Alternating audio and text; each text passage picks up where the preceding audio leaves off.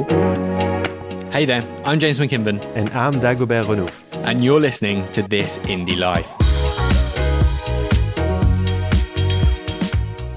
This Indie Life follows a journey of two indie hackers as we navigate the good, bad and the ugly, attempting to turn our indie hacker dreams into reality. Each week you can tune in to see what progress we've made to achieve those dreams. In this episode, Dago talks about reinventing himself on Twitter, dealing with sickness as a founder, and attempts to find 50 shades of grey to wear. I, meanwhile, ponder just a single thing. Is it worth selling my baby, aka my podcast? Let's get into it. I'm very sorry, I don't have my beautiful camera set up, because I'm saving it for later. Because you're like gonna have to go somewhere or something? No, I'm cheating on you with another podcaster. I think I spoke on like the very first episode about losing a client that I've been working with, or client churn. And this one client, I'll just say it was JR from Lemon Squeezy. He reached out almost immediately after churning and he apologized. And he was like, look, man, I'm so sorry. I actually didn't mean to churn. It was just got busy. We sort of forgot about doing the podcast. Do you want to come on and be like a co-host on their podcast? And he'll pay me money regularly to do it. And I was like, yeah, cool, that sounds good. And then it just sort of never happened. And since they've sort of scooped up a lot of the Gumroad angry people that have left because of it, they've grown and they want to still do the podcast. So tonight I'm doing like a test recording with. Yeah, plus the other clients, so like that could be a good sum of money every month. And yeah, you were saying about the client that I work with regularly. It's going, it's happening, we're doing it. We are doing one episode every 2 weeks at the moment, just to see how it went. And we're publishing episodes on YouTube. The YouTube episodes are going great. They're getting loads of downloads. The show's growing. And then we may go towards doing weekly episodes. We're going to decide at the end of the quarter. Yeah. And if we do weekly, then that's basically £24,000 for the quarter and about £6,000 a month, which is huge for me. Yeah, plus the other one, and you're set. Yeah, that'll solve a lot of my money troubles. How are you? How have you been? What have you been up to? So today I'm sick, and I've been sick this week, which I hate because it's not even I got cold or anything. It's fucking long COVID. It's like I got COVID more than a year ago, and this week my body decided to have COVID again. So this week I'm tired all the time, even when I sleep 10 hours a night, which I never do. I usually sleep 8, but like even sleeping 10, I wake up, I'm tired. So I'm so pissed because that was the week I was finally starting on Logology 2, and I basically could work 3 hours on it so far, and I was exhausted. So that's the worst. So I don't feel good about it, but at the same time, I'm like, it's this thing. Like I have to accept that I don't control everything. I have to let my body, whatever the fuck it needs to do. And, that's it. Well, I'm still not accepting it, but, I know I should. So, man, it's so frustrating when you're ill, especially when you are excited to get stuck into something for the week. And then you just get stuck being ill. I don't get sick very often, so I don't sort of expect it. And so we've had a couple of weeks off. When I came back from my trip, I got ill literally the day I arrived back, and it was the worst sort of cold I've had. It wasn't COVID, but I was just wiped out completely. I had to stay in bed all day for like 4 days, and I never do that. I hated it, and I just felt so stuck and annoyed that I couldn't do my work. But I feel like it may be a sign that we're disconnected from our bodies, from whatever. So, we get sick because we need, I feel like it's healthy to get sick at least once a year somehow. Like it's a good thing. Whatever. I'm just frustrated, but I decided I will rest the rest of the week, which I hate to decide to do, but I will just rest and do almost nothing except be on Twitter for a couple hours here and there and just fucking watch TV or play games. Fuck, I hate it. But something getting like that. Sick as a founder, I don't think people talk about it enough, how challenging and damaging it can be. If you rely on your... emotionally, like when I was a kid, when I was 15, I loved getting sick. I fucking loved it. I could stay home, play Zelda, play GTA, whatever, and just, I loved it. And now every time I'm getting sick, I like, fuck, I don't want to be sick. I want to work. And, so that's the way it is. Yeah, fair enough. Well, I hope you feel better next week. What else have you been doing? So the reason I'm frustrated too is that, I needed to write some tweets before I could go back to Logology. And, I wanted to bring new ideas for tweets. And I had 1 week scheduled to write tweets, but it ended up taking me 3. And I was even more demanding. I mean, I was trying to get even better quality. So I was supposed to write 2 months of content, but I wrote basically 1 month of high quality content. But it was the best thing because it had been a while since I had sat down and thought, okay, what am I going to talk about? What are the new ideas? And, initially I kind of made it too complicated. I tried to reinvent the wheel. Okay, I'm not going to make jokes about marketing anymore. I'm going to change everything. I want it to be different. And eventually I realized, okay, I still want to make these jokes. I'm still having fun talking about marketing. And these 3 weeks allowed me to reconnect with myself and what I wanted to do with my tweets in a way, without pressure, without having to publish content right away because I had some content written in ahead of time anyway. So it was very good to not be in a rush to create tweets because I had been in a rush for 6 months.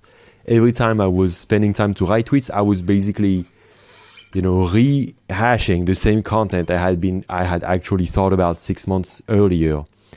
So I found some new ideas and I love it because it's not revolutionary. It's just season 2. It's same Dago tweets, but a bit different, a bit improved, a bit more, the memes are a bit sharper.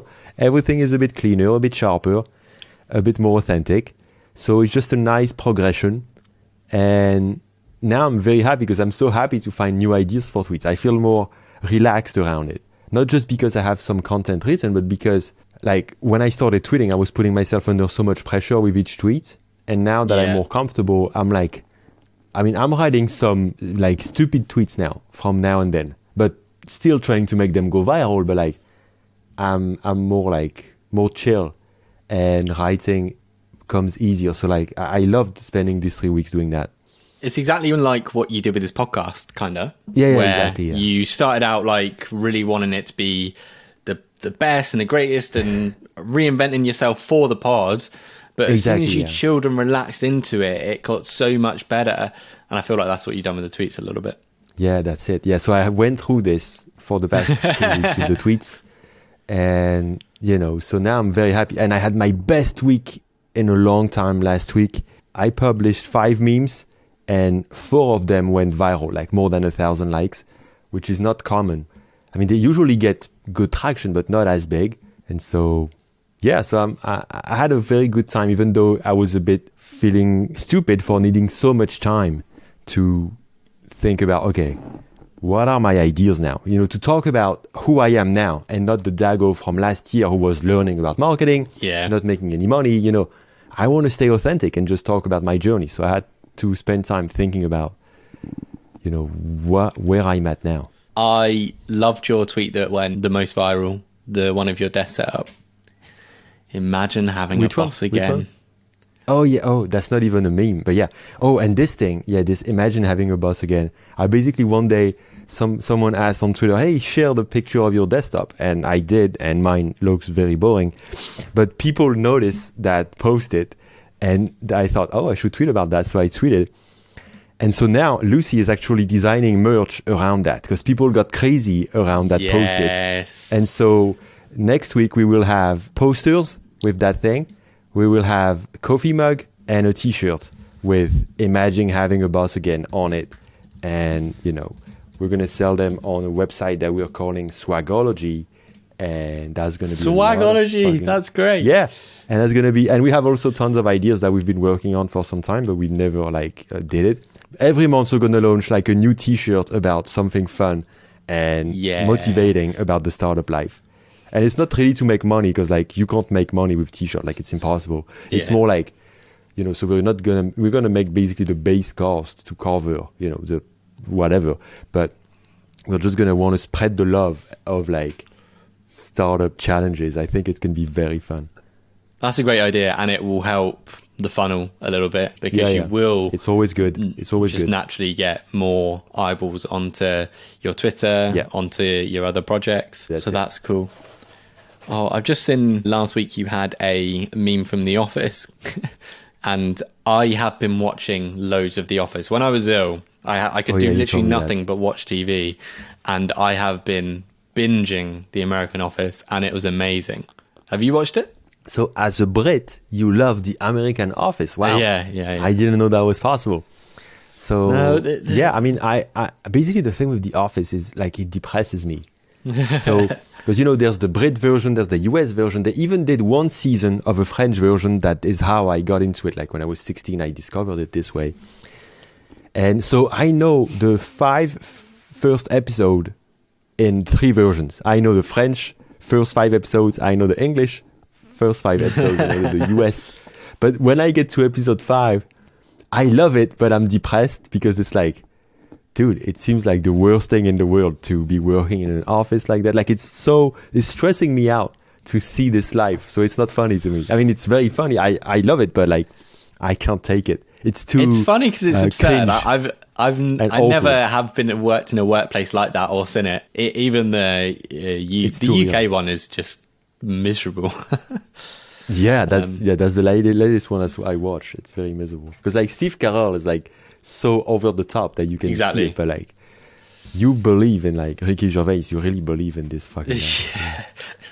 That's true. It's true. Have you ever watched Silicon Valley? Yeah, I watched the whole thing. I love it. Oh, my favorite program. I mean last couple of seasons get a bit too tired, but yeah. It's the only TV series I've watched twice and happily watched twice. Oh, wow. Shit. Yeah, I haven't done that. The funny thing about Silicon Valley that I noticed, like the last season, the guy who plays the Indian, and he's now a famous actor, he's everywhere. But like you see that he was already getting famous because you see in the last season, he's all beefed up. Getting jacked. Like it's very weird because like supposed to be this nerdy guy. And from one season to the next, he gained like 20 pounds of muscle and he's all square and shit now. But I love that show. Yeah, I miss it. Cool. Bit off topic there. If we're going to hit our target, we need to wrap yours up in 2 minutes. And then I can do the last 10 minutes. Yeah, there's something that I did last week is, so now that we're making some money, I can finally buy clothes again. Wow, I can buy myself pants, which I couldn't for so long. So I bought some clothes. And, I've always loved, I think it's a man thing. Like Lucy told me, it's a man thing that having one outfit for your whole life. Like Steve Jobs, fucking jeans and turtleneck and sneakers. Mark Zuckerberg, old gray, boring shit. Like, this thing of like you have basically 20 times the same outfit in your closet and you can wear it infinitely.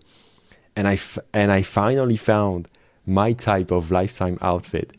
And this is this brand that I found that is called Colorful Standard. And basically what they do is every basic clothes in like 100 shades of color.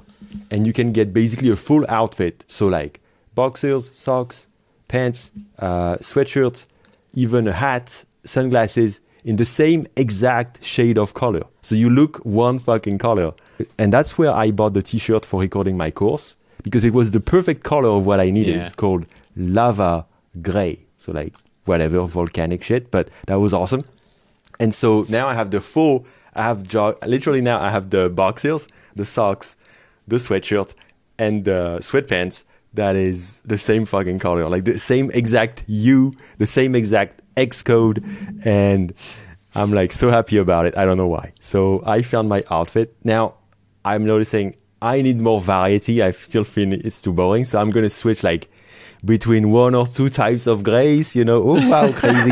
But I'm gonna like, But I'm so happy that I found this perfectly comfortable, not too expensive, high quality, beautiful outfit. I'm like, shit, this is it. I'm just going to buy this thing 10 times, and every month I'm going to buy one more outfit, I think. So just spread it out. I'm pleased you finally had some money to buy some clothes for yourself. I was thinking you were starting to look very scruffy. And now you can just rotate between your different types of grey. I think as a male, it's very easy to dress. I have like one pair of Levi's jeans that I buy a new pair every 2 years, and then I rotate various grey t-shirts. Although no, this one is my salmon Fancy. Patagonia. You would have seen this on my course, and it's like one of my favourite t-shirts. I buy my clothes from Uniqlo, like a lot from Uniqlo, then like branded swag. So I have a lot of my own Witzel Craftco t-shirts, which I like wearing, because I was like, I often wear other people's brands. Why not wear my own? So I got a bunch made up. Finally solved that. And if one day I have 1 million followers and I'm famous, they will know me as the grey guy. They will know The me grey as that. guy. The like shades of grey guy, kind of. You know what I mean? That's perfect. That's the perfect brand, because that's literally true. And that's a bit, sexy. So that's fun. Cool, man.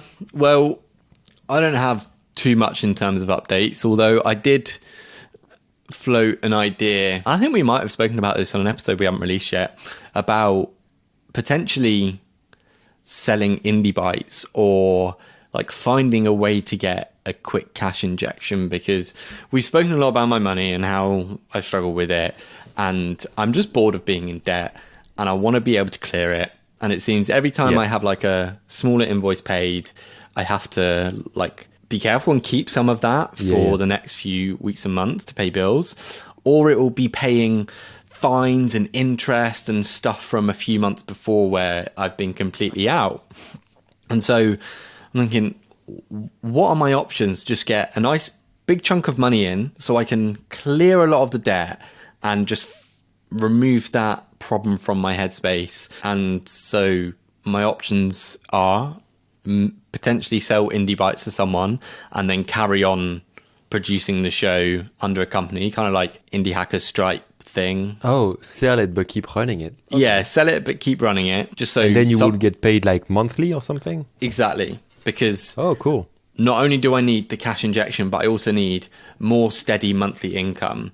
I've spoken about these big invoices that I'm like preparing to get paid for. Fantastic, but it often still causes like it's often still trying to. No, I know. Like when you're late, like it's. I know. Well, so you could put it on micro acquire and see what happens. Yeah. I mean, I'd probably have to partner with someone I know, because if I'm gonna give up indie bites, I want to still have some sort of control over it. Otherwise, it wouldn't be very fun for me to run. And you're not thinking of just flat out selling and not running it anymore. No. Yeah, no. I'd want to continue it, definitely, because I like doing indie bites, but it just comes after client work at the moment. I will get back onto doing it regularly, because I do still. So how have much some you need? You need like sponsors. you need 30K to clear the debt or something. 30K, yeah. 30K, yeah.